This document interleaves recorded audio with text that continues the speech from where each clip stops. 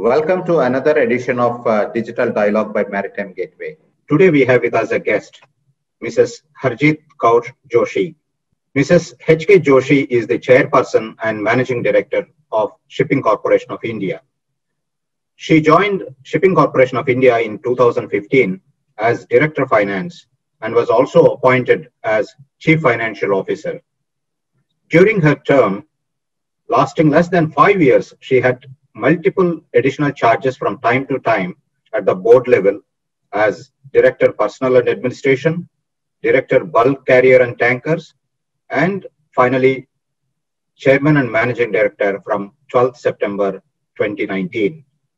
She now also holds additional charge of Managing Director of Indian Ports Global Limited with effect from September 2020.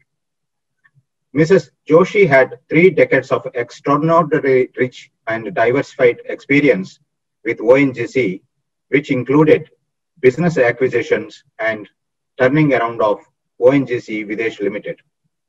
Dynamic, result-oriented, with an eye for identifying talent, she believes that human resources are the integral assets of a company. Very inspiring through her innovative skill sets, commitment, and diligence, she is known to take challenges head-on and lead them to logical conclusion. She advocates promotion of gender diversity and cultural ingraining. She has won many applauds and awards, including Vista India Personality of the Year and CEO with HR Orientation, to name a few. Welcome to the show, Mrs. Joshi. Thank you very much for joining us today. Thank you so much. It's indeed a pleasure to be here and to be sharing this platform with Maritime Gateway to talk to our viewers and all those who have been your regular loyalists to the edition. Thank you.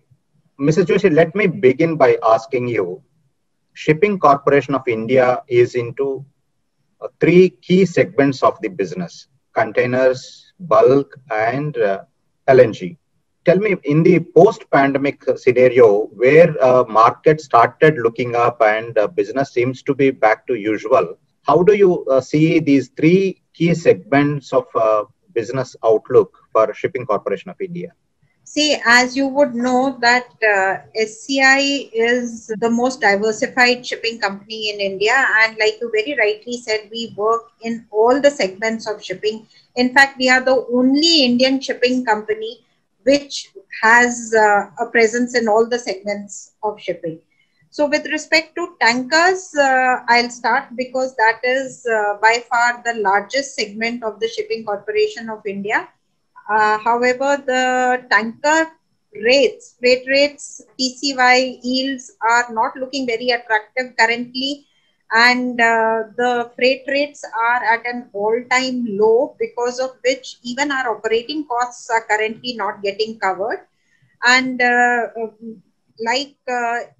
as we all know that in April and in May of 2020, there was such an upsurge in the tanker freight rates and the markets had gone up so much to the extent that the rates were in 6 digits. $174,000 was the going rate at that time, and today we are down to about $1,700, $1,800. So that is the complete downswing that has happened in the freight market on the tankers.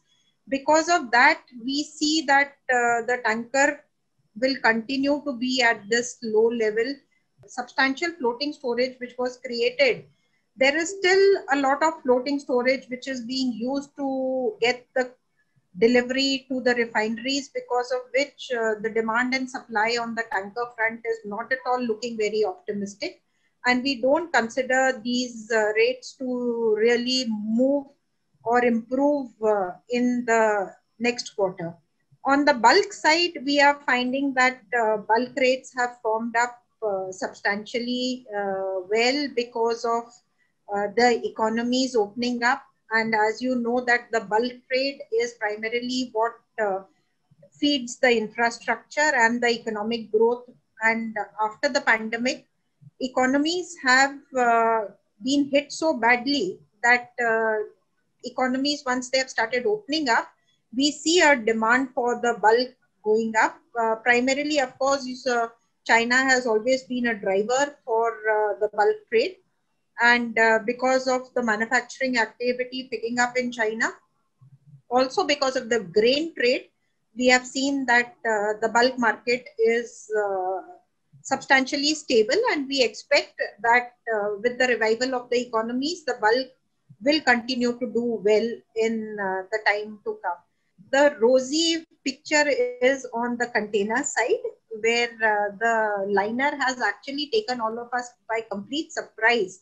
In October 2020, we were seeing that there was substantial blunting of voyages taking up, port calls were being missed. And suddenly there was such an upsurge in the demand from the west side that we had all the vessels going full, container shortages being seen everywhere, freight markets hitting the sky. So this, we consider that as far as the container thing, the rates are a little unsustainable, but of course these are likely to continue in the same way for at least some time more. We consider that at least for the next 3 to 6 months, these freight rates will continue. Of course, a lot depends on how economies will handle the second and the third waves of the pandemic, how the vaccination rollouts are going to happen, what is going to happen to the economic policies, because basically shipping is greatly integrated with economy and trade. So with these changes, how everybody is going to cope up will impact the shipping and the freight rates in all these segments. There is a fourth segment, which is the offshore segment. And in the offshore segment, also SCI is a player. And because of the crude prices not being very attractive, and because of the pandemic, there was a substantial dampening in the E&P sector. With the crude prices going up, things are improving, and the offshore market should pick up, which is currently not at a very attractive market. I think strategically that has been advantageous to shipping corporation having a right mix of verticals in the trade. You are absolutely right. In fact, we benefit from this diversified field and fleet. And we've seen that invariably when one segment is doing not too good, we somehow get offset by another segment which is doing well. When the tanker segment was doing very well, the container market was an all-time low. The tanker has gone down, but the container segment, we are seeing a substantial upswing. So we do benefit from being a diversified company. Let me bring you to another segment, which is coastal shipping. Shipping Corporation of India has some arrangements with a couple of shipping companies in coastal shipping. So can you give me some insight into that? So currently we are having slot sharing arrangements with Sematech. We were earlier having some slot sharing arrangement with Shreyas, after which once the ownership changed, so there was a change and we had to change our partnership.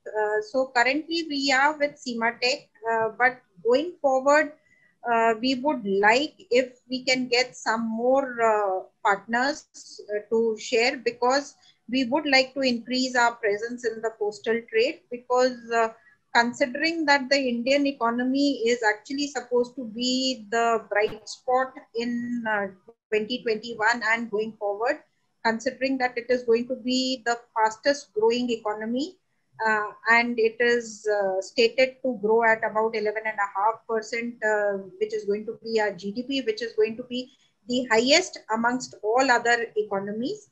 So I consider because of that, the Indian subcontinent is going to be a primary hub of activity, and coastal trade will be a very attractive business for all of us. So I would look forward to more partnerships in the coastal trade. Also, any idea on foraying into inland waterways also, or tying up with for multimodal transportation or something like that? We are actually already into inland waterways. I would like to inform you that in January 2021, we have got into a memorandum of understanding with the Inland Waterways Authority of India, and we have taken over two vessels already. And both these vessels are currently plying on a regular service on National Waterways 1. And this is a regular service between Varanasi, Patna, and Kolkata, which is so we've already deployed two vessels. So both these vessels are running, and we are getting good cargo, even though people were quite pessimistic about the fact that whether this business would be sustainable or not. I was always very optimistic that this is a sustainable business. In fact, I feel this is going to be the future business in India, considering that we've been underutilizing our navigable waterways, and considering the government's focus on Sagarmala and development of inland waterways. I think this is going to be again another sunrise sector going forward. And SCI is operating in inland waterways through our Inland and Coastal Shipping Limited company, which is a wholly owned subsidiary of the Shipping Corporation located out of Kolkata. So in addition to the four key segments that you're operating in and coastal shipping and inland waterways, will it be kind of a slot arrangements or partnerships, or are you looking at, in addition to the existing 58, 59 ships, will you be buying any new ships or old ships or whatever, increasing the fleet? See, as far as tonnage is concerned, if you are asking me on the tonnage point, then you would recall that SCI had very recently, till about 2 years back, about 70 vessels, and we had touched the 6 DWT mark. And because of the aging of the vessels, which is we had to scrap certain vessels, and we are currently down to about 59 vessels with a 5.31 DWT. So definitely, being in the service sector, all that we do is we are transporting goods and transforming lives. So to transport goods, we need vessels. So if we need to upscale our services, the only way to do it is by adding on to tonnage. So we do have plans to add on to tonnage, and like you very rightly said, we are open to all the three mechanisms, which is either by owning tonnage or by owning tonnage through maybe a second-hand arrangement, or in chartering, or through slot sharing. Either ways, we are open to it, because we are in the service industry and we have to grow, and that's the only way to grow. As the largest Indian ship operator, what is your perspective on Indian shipping?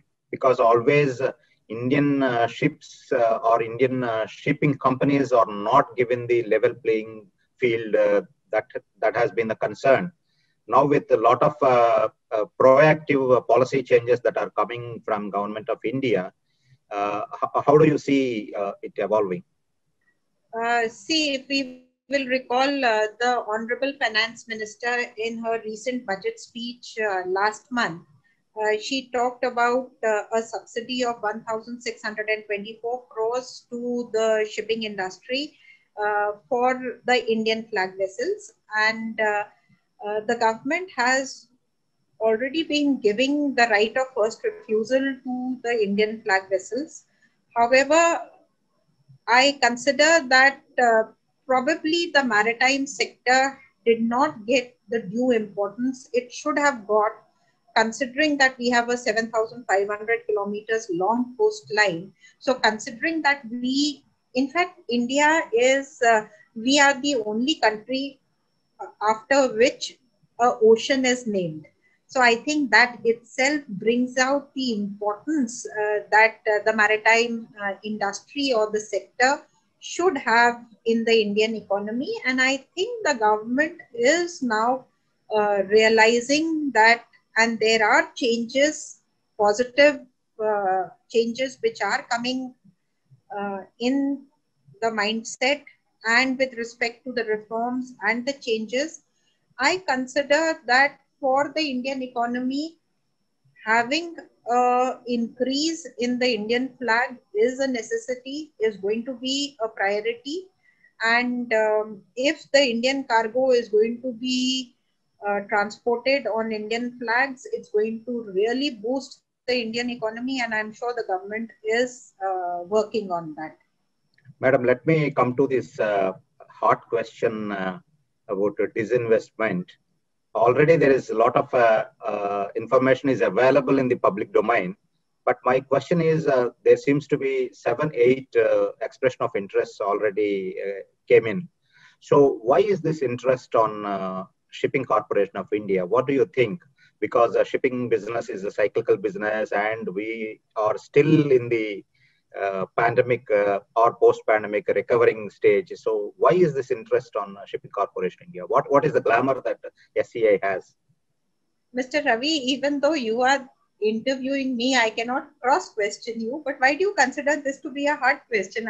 In fact, you can see I'm absolutely comfortable on this question. You are There's comfortable, but everybody seems to be asking about disinvestment. But that's very natural, considering that that is what is the most happening thing currently in the shipping space, as well as also in the public sector space. So for me, it's not at all a hard question. It's something which is a very logical question, and I'm absolutely comfortable about it. When you are asking me that why is there so much of interest, I think that automatically vouches or corroborates the fact that shipping is a good buy in terms of the company's fundamentals. So I think everybody is seeing the substantial amount of potential that is available in the Shipping Corporation of India in terms of our value systems, in terms of the fact that we are a 60-year-old company. So it's not as if we were born yesterday and we don't know the business. We are the largest and the biggest shipping company, the most diversified shipping company. You started off with that question and said that being a diversified shipping company, it has its own inherent advantages. I think all the fundamentals relating to the company are so positive that obviously we will have many suitors wanting to come and acquire the company. Okay. So from being a lecturer, now leading the largest shipping company as chairman and managing director, you have crossed several milestones, key positions, and strong in finance and accounts and administration. So how was the journey, at least in the last 5 6 years, as the CMD of the largest public sector undertaking? See, being candid about it, as we all know that shipping is primarily a very male-dominated industry. And the very fact that I happen to be the first woman chairperson of the Shipping Corporation of India, obviously it wasn't a cakewalk. So I will not like to mince words and say that there wasn't a challenge. There was a challenge. The challenge was multifold. Number one, I was the first woman. So being the first in anything is always more challenging and more difficult because you don't have a precedence. So there is an immense amount of question mark and doubt about your capability. That question mark and doubt about your capability increases multifold when you don't happen to have been inbred and grown in the industry, and when you happen to have come from industry which is totally outside. Of course, it's an ancillary related industry, but definitely you are an outsider. So the acceptance for an outsider is always a little less than somebody who was one of your own self.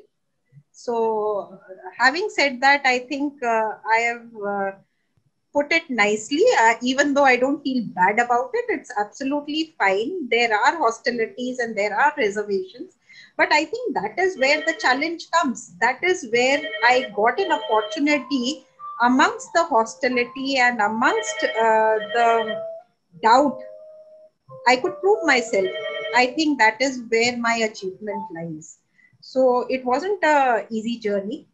Acceptance was a big question mark. But here I am today going strong, and the company is doing extremely well. And I also feel that eventually, for an organization, and considering that Shipping Corporation of India is a commercial entity, your commercial and your business acumen and your ability to strategize with respect to the business opportunities of the company matter a lot. So I think regardless of whether it is shipping or it is oil and gas from where I come or any other manufacturing industry, the fundamentals of the business remain the same, that we have to give value to the shareholders. And I think I was driven by that. So the path for me was very clear, and I never got lost. And I've been going strong since the time I've joined Shipping Corporation of India. The company has done financially extremely well.